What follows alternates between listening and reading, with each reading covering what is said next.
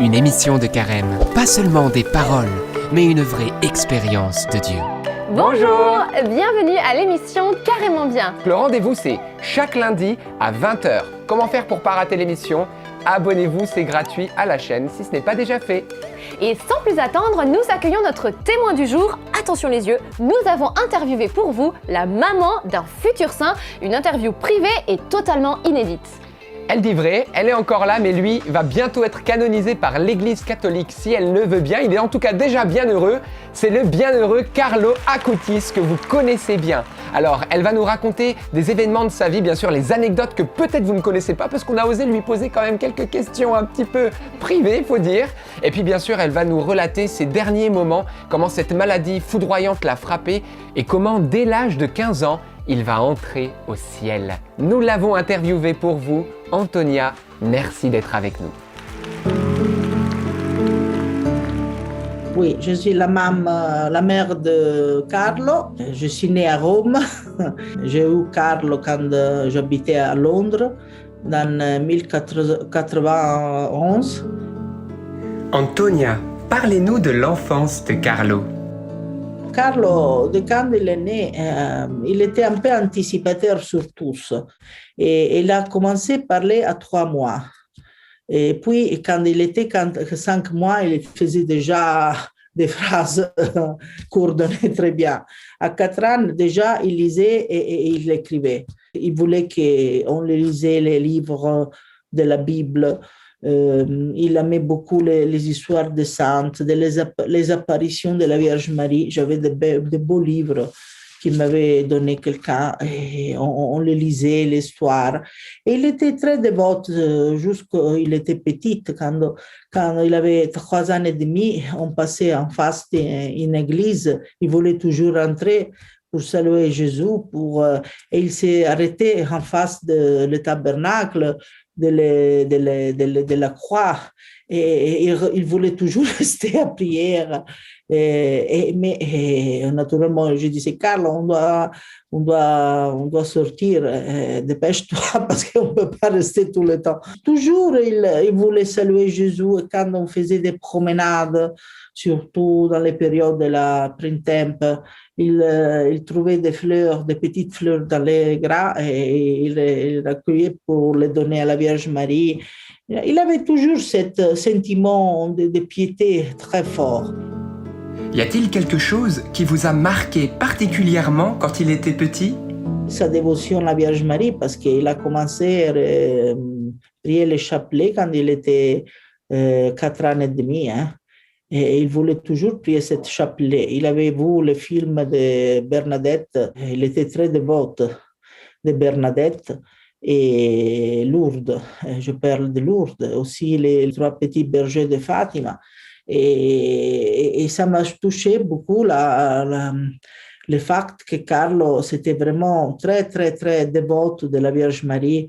Et ses dévotions qui c'était vraiment extraordinaires. Il disait que naturellement, quand il a commencé à grandir, il disait que la Vierge Marie, c'était la seule femme de sa vie.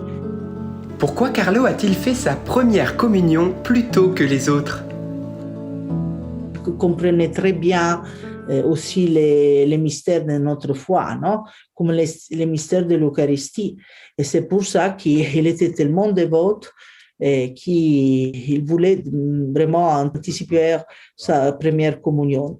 Et en effet, pour des coïncidences que je dis, ce n'est pas des coïncidences casuales, mais c'est vraiment la volonté de Dieu, on a trouvé un prêtre qui lui a fait la première communion quand il était 7 ans. Et lorsque de cette période, il a commencé à aller à la messe chaque jour.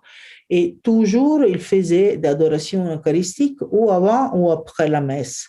Et il était vraiment précis avec ses rendez-vous avec Jésus présent réellement dans les saints sacrements. Et quand il a fait sa première communion, il a écrit, déjà il avait un ordinateur, il a écrit toujours être uni à Jésus, ça c'est mon programme de vie. Et il a maintenu ce programme de vie. Carlo aimait donc beaucoup Jésus, n'est-ce pas ? Chaque chose que Carlo faisait, il le faisait pour Jésus, en Jésus et avec Jésus. Et comme Saint Jean-Paul II avait dit quand il a commencé son ministère pontifical, il a dit ouvrez les portes à Christ, ne pas avoir peur, non, d'ouvrir les portes à Christ. Et Carlo vraiment a fait ça dans sa vie. Il a ouvert les portes de son cœur à Christ. Et naturellement, il se nourrit chaque jour de Jésus avec l'Eucharistie, que c'est aussi la source de l'amour, parce que comme Carlo disait, l'apôtre Saint Jean nous dit que Dieu c'est amour, et alors quand on mange l'Eucharistie, on reçoit la source de l'amour. Naturellement, c'est un nourriment aussi pour nous spirituels, parce que Jésus, parmi l'Eucharistie, que Carlo appelait l'autoroute pour le ciel, Jésus nous nourrit pour notre âme, non? Pour devenir plus généreuse et pour augmenter cette capacité d'aimer. Carlo aimait beaucoup manger, mais très jeune, il faisait déjà de petits sacrifices pour les pécheurs. Racontez-nous. Alors, il faisait des renonces à la chocolat ou à la Coca-Cola ou des petites choses. Et il a maintenu cette façon de vie toujours. Hein. Il était très austère avec soi-même, hein. Pas avec les autres parce qu'il est très, très généreux, mais avec soi-même, il est très, très austère. Par exemple, si je voulais acheter à Carlo 2 paires de chaussures, il ne voulait pas. Il disait non, un paire, c'est suffisant parce qu'avec l'argent qu'on ne dépense pas, on peut aider les pauvres. Pouvez-vous nous dire que faisait Carlo concrètement pour aider les plus pauvres?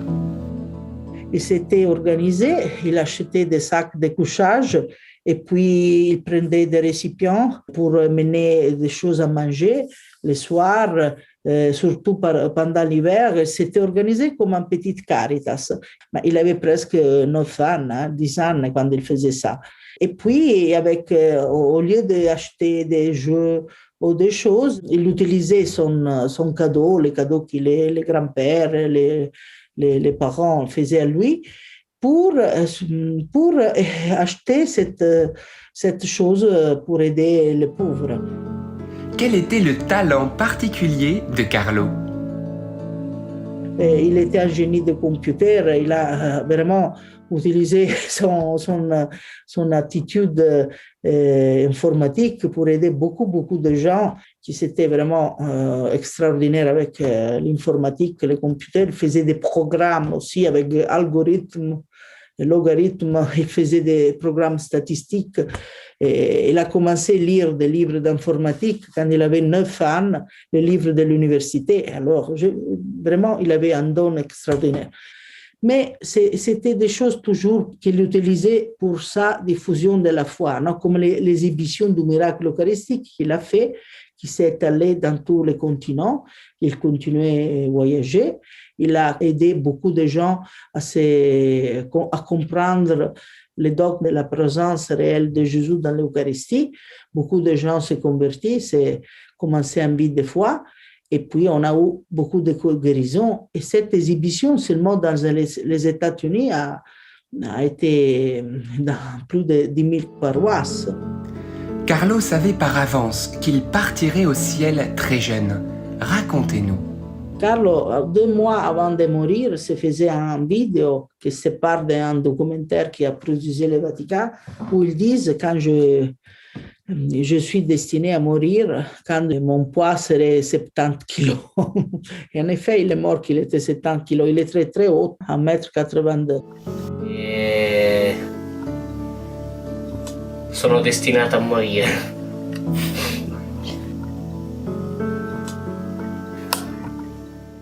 Et Carlo, toujours, jusqu'il était petit, il disait qu'il irait mourir avec un veine dans le cerveau qui va se casser.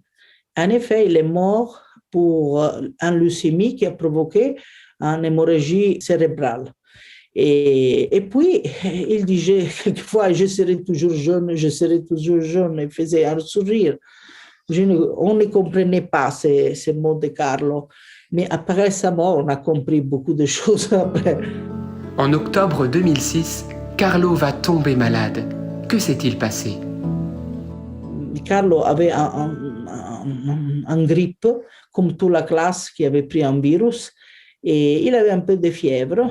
Et dans cette situation, il a dit, j'offre mes souffrances pour le pape et l'Église, pour ne pas aller dans les purgatoires et pour aller directement dans le ciel. Après 3 jours, s'est manifestée cette leucémie. Un matin, quand il s'est réveillé, et il ne pouvait pas se faire de mouvements.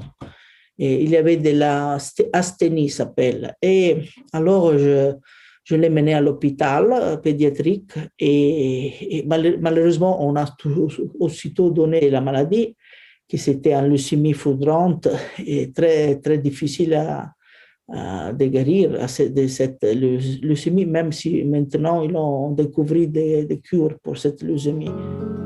Pouvez-vous nous dire comment Carlo a-t-il réagi à l'annonce de la leucémie foudroyante? Et quand ils l'ont donné la nouvelle à Carlo, il a regardé le ciel, il a dit « Ah, le Seigneur m'a réveillé finalement ». Et il a fait un sourire, il a regardé le ciel, il a fait comme ça. Et Carlo disait à moi « Maman, d'ici, je ne sors pas vivant, mais je te donnerai beaucoup de signes après ma mort. » Mais il était toujours avec le sourire, toujours... jamais il faisait des lamentations. Toujours, il était comme pacifique, non?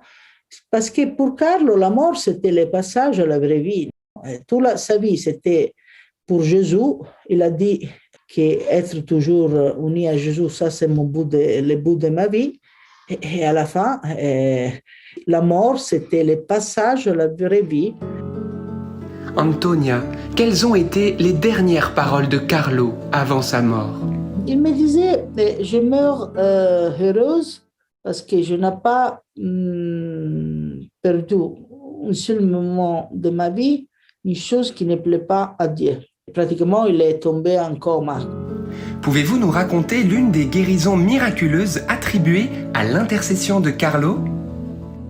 Carlo a donné beaucoup de signes. Il a apparu aussi des gens par le monde. Il a fait beaucoup de miracles, de grâces. Par exemple, il y a un en France, un garçon qui avait un tumeur au cerveau et inopérable. Ils l'ont prié avec Carlo, avec un relique de Carlo. C'était peut-être un morceau de tissu qui avait touché son corps. Et cet garçon, le tumeur s'est disparu complètement. Et ça, c'est un miracle, par exemple. Antonia, avez-vous reçu personnellement des signes de Carlo depuis sa mort? Carlo m'avait été apparu dans mon rêve parce que c'était difficile pour moi d'avoir autre enfant, non? Il m'est apparu, il me disait que j'aurais été autre fille. Et en effet, après 4 ans, je suis restée enceinte. Ils sont venus les 2 enfants et je suis contente parce qu'à mon avis, c'est un peu un petit miracle qu'il a fait à moi parce qu'il fait beaucoup de miracles à tout le monde.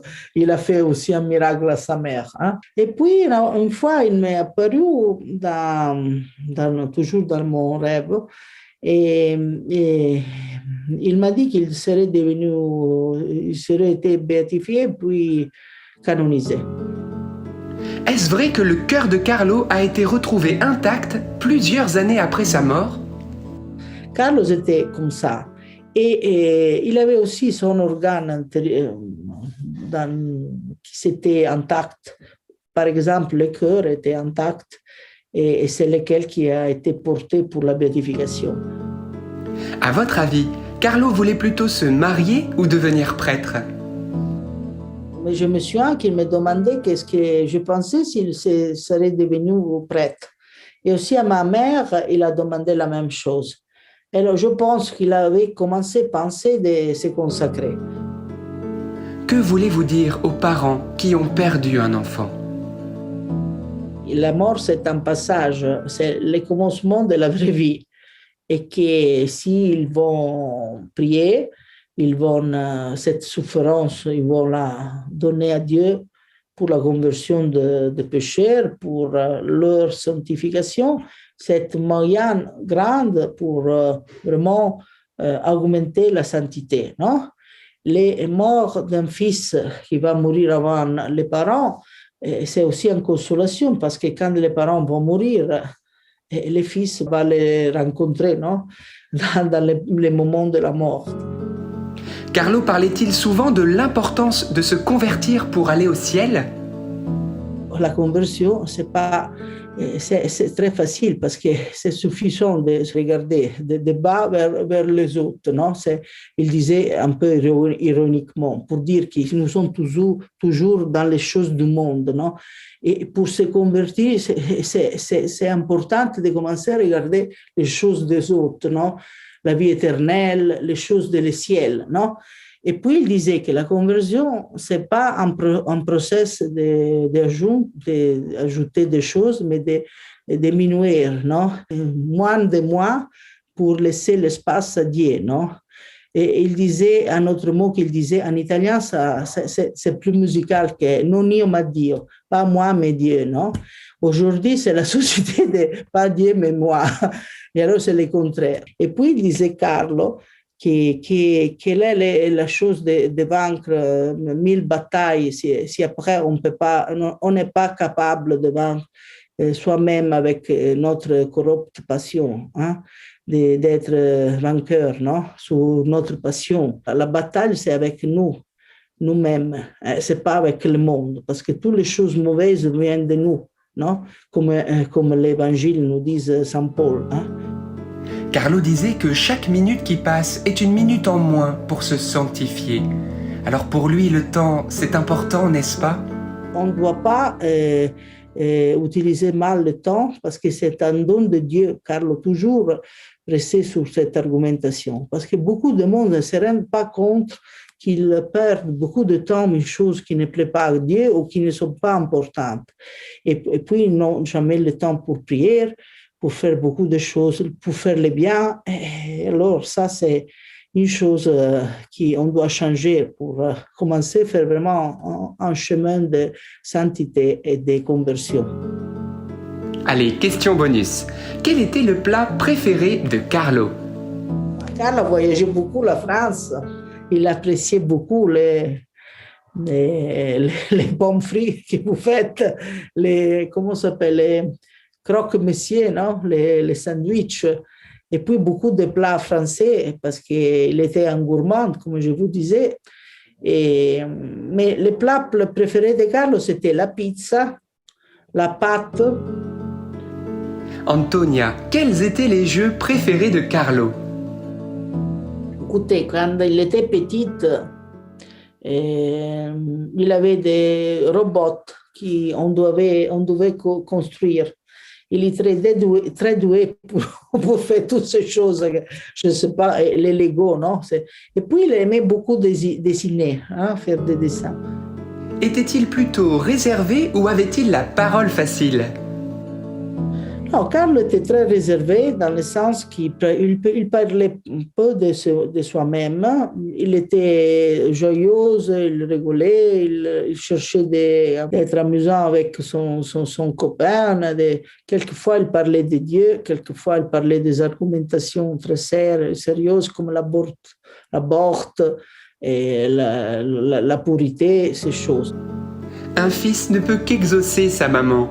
Pouvez-vous demander vous-même la prière de Carlo pour tous ceux qui regardent cette vidéo? Oui, absolument. Alors, demandons l'intercession de Carlo pour nous faire augmenter l'amour à Dieu et les désirs du paradis, de sainteté, et surtout pour notre demande. Et je vous présenterai tous à Carlo. Et je vais vous demander aussi de prière pour la canonisation de Carlo. Et puis, on peut prier, hein, Je vous salue Marie. Hein? Ave Maria, piena di grazia, il Signore è con te. Tu sei benedetta fra le donne e benedetto il frutto del tuo seno, Gesù. Santa Maria, Madre di Dio, prega per noi peccatori, adesso e nell'ora della nostra morte. Amen. Un mot de la fin? Carlo prega per noi, Mi raccomando, Carlo, Cioè, che tu amavi tanto. Très bien, et merci, et à bientôt. Ciao. Merci beaucoup Antonia pour votre témoignage qui a touché nos cœurs. Vraiment, heureuse êtes-vous d'être la maman d'un futur saint de l'Église catholique. C'est vraiment touchant. Tout à fait, et on se rend compte aussi que la sainteté est abordable. Carlo avait une vie ordinaire, mais qui est devenue extraordinaire parce qu'il a ouvert les portes de son cœur au Seigneur. Et donc frères et sœurs, nous sommes aussi encouragés et invités, nous aussi, à devenir des saints. Tout à fait, c'est notre vocation. Alors déjà, avant d'être saint, il faut être bienheureux, et avant d'être bienheureux, il faut être vénérable. Alors comment faire pour être déclaré vénérable par l'Église catholique ? Eh bien en fait, il faut avoir une vie exemplaire. L'Église dit héroïcité des vertus, c'est-à-dire être loin du péché, vivre pleinement dans l'amour et dans le don de soi. Alors comment faire pour arriver au banc des bienheureux, comme le bienheureux Carlo Acutis ? Alors non seulement il faut avoir eu une vie exemplaire, mais il faut aussi qu'un miracle ait été attribué à l'intercession de cette personne. Et c'est ce qui s'est passé avec Carlo. Et pour être canonisé, et on l'espère pour le bienheureux Carlo Acutis, eh bien il faut non seulement être bienheureux, mais ensuite qu'un nouveau miracle soit attribué à l'intercession de cette personne, et c'est à l'Église de discerner tout ça. Alors vous l'avez vu, pour Carlo, il y a déjà beaucoup de guérisons qui sont en cours de discernement, donc on espère que bientôt l'Église statue au miracle et qu'il soit enfin canonisé. En effet, et nous allons maintenant accueillir sur le plateau Jean-Baptiste et Marthe pour un temps d'échange autour de ce témoignage, et s'en suivra un temps de prière par l'intercession de Carlo Acutis, donc restez bien avec nous jusqu'au bout. Bienvenue sur le plateau. Merci. Alors ce témoignage touchant. Hein. Ah bah là, quand tu vois qu'à son âge, il sait ce qu'il veut, il fonce comme une fusée, je me dis c'est bien parce que ça donne vraiment envie. Il y a un exemple concret, quoi. On a envie d'être un saint, une sainte. Ouais, clairement, en fait, il devient un exemple pour nous. Il rend accessible la sainteté. En fait, c'est pas que pour des grands ascètes ou des grands moines dans je sais plus quelle montagne. Il avait une vie toute simple. Il aimait, oui, les pizzas, le coca. Il avait ses petits penchants, mais avec l'aide de Dieu, il a lutté. Et voilà, il est devenu un exemple pour nous. Donc, c'est possible aussi pour vous, pour moi, pour nous tous, quoi. Je trouve ça génial. Moi, ce qui me touche vraiment, c'est qu'il était passionné d'informatique. Et en fait, il regardait aussi des films chrétiens. Et il a vu un film sur Sainte Bernadette. Et à partir de ce moment-là, il a voulu devenir comme elle, et en fait il s'est mis à prier le chapelet tous les jours. Et du coup, moi, ce qui me touche, c'est que via sa passion, tout ce qui est informatique, il allie les deux pour vraiment servir le Seigneur. Donc moi, l'invitation que je peux faire, c'est vous aussi montrer des films chrétiens à vos enfants, à vos petits-enfants, parce que c'est vraiment la petite graine qui est semée, et voilà le fruit que ça a apporté dans la vie de Carlo. Oui, tout à fait. Et tu parlais du chapelet qu'il disait tous les jours. Il le disait tous les jours depuis l'âge de 4 ans et demi. Quand même, 4 ans. Tous à vos chapelets, c'est parti. Donc effectivement, enseignons, n'ayons pas peur d'enseigner le chapelet aux plus petits, parce que c'est possible. Et en parlant de chapelet, on vous donne rendez-vous chaque soir sur cette chaîne YouTube à 19h30, car nous prions le chapelet en live, tous ensemble, des 5 continents. Et non seulement il disait chapelet tous les jours, mais il allait à la messe aussi tous les jours depuis l'âge de 7 ans, et il se confessait une fois par semaine, il adorait, beaucoup de prières dans sa vie, et je crois que ça aussi c'est un message, frères et sœurs, pour nous. Allons au sacrement, puisons dans ces sacrements qui sont vraiment la source de la sainteté. Oui, complètement, et justement son leitmotiv, c'était un petit peu cette conversion de chaque jour, et une phrase que j'aime beaucoup qu'il a dit justement, il a dit la conversion c'est facile, il suffit de regarder Jésus.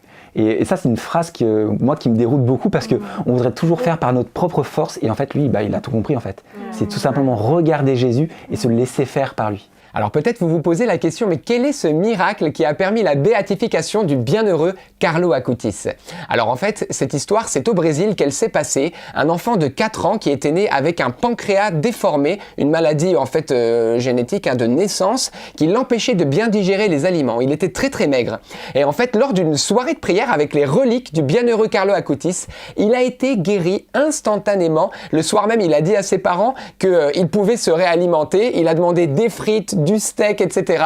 Et ils ont même constaté avec imagerie médicale que le pancréas était restauré sans chirurgie. Donc c'est-à-dire un nouveau pancréas. Et c'est donc ce miracle qui a permis la béatification du bienheureux Carlo Acutis. Oui, et puis ce miracle a eu lieu un 12 octobre, exactement le jour de son entrée au ciel. Donc c'est quand même fort. Un gros signe supplémentaire. En parlant de miracles, moi ça me fait penser, il a fait un gros travail sur les miracles eucharistiques.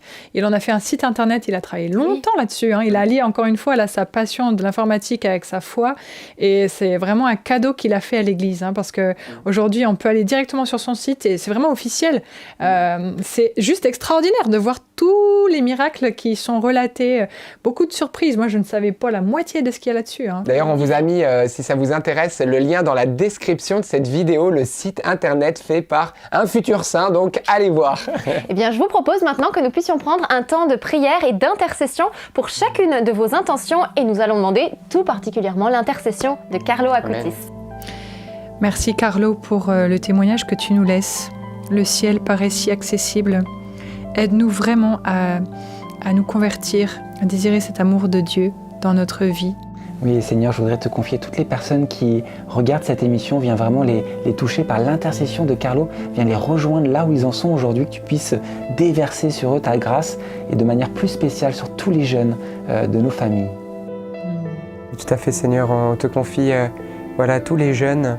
Et n'hésitez pas d'ailleurs, frères et sœurs, à mettre le nom des jeunes de vos familles, vos enfants, vos petits-enfants. Vous pouvez écrire dans les commentaires. Et bien entendu, Carlo, voilà, on te les confie. Voilà, chacun, tu les connais par leur prénom. Alors voilà, merci Seigneur. Et Carlo, j'avais à cœur aussi de te confier tous les parents qui peut-être ont perdu un enfant. Parce que tu es parti, tu avais 15 ans, même si bien sûr tu es au ciel. Et quelle joie! Il y a aussi toujours bien sûr cette souffrance de la séparation. Alors viens consoler tous les parents qui ont perdu un enfant ce soir.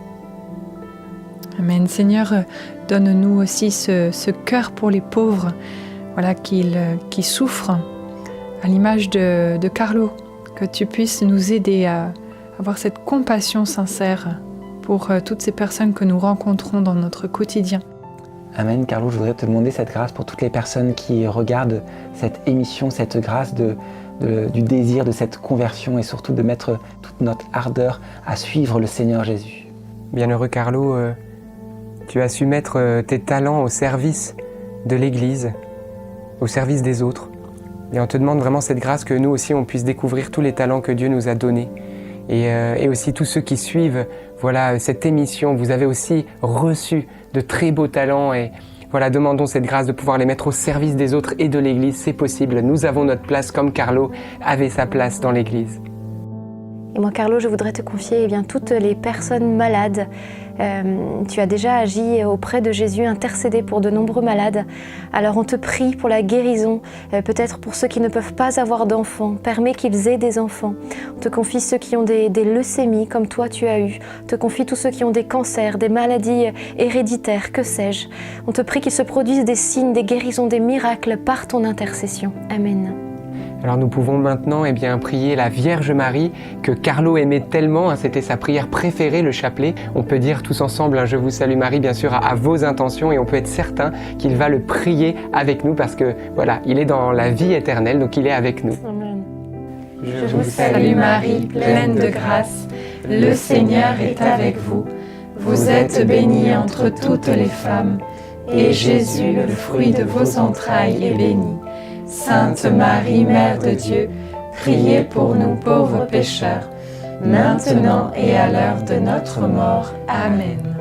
Et voilà, nous arrivons déjà à la fin de cette émission. Surtout ne partez pas sans vous abonner à la chaîne si ce n'est pas déjà fait et mettez la petite cloche, ça vous permet d'avoir toutes les notifications et de ne rater aucune des prochaines émissions. Vous avez tout devant vous. Également, n'hésitez pas à liker la vidéo, c'est tout simple, ça permet à YouTube de davantage proposer la vidéo et ainsi d'évangéliser. Et pour finir, partagez la vidéo pour permettre à tous de mieux connaître ce futur saint Carlo Acutis. Oui, bienheureux Carlo Acutis, prie pour nous. On se retrouve donc lundi prochain et n'oubliez pas, rien n'est impossible à Dieu. À lundi.